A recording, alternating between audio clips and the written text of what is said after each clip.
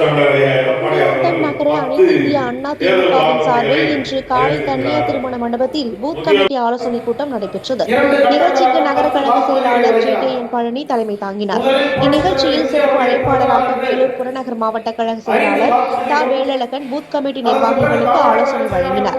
இதில் மாவட்ட கழக துணை செயலாளர்கள் பஸ்மாமூர்த்தி, அமுதா, சிவபிரகாசம், முன்னாள் நகரமன்ற துணைத் தலைவர் எஸ்.டி. மோகன்ராஜ், வி.இ. கருணா உள்ளிட்ட கழக நிர்வாகிகள் மற்றும் வாடி கழக நிர்வாகிகள் கலந்து கொண்டனர்.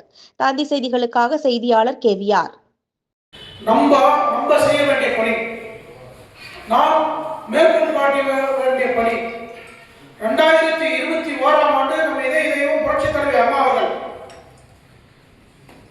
2011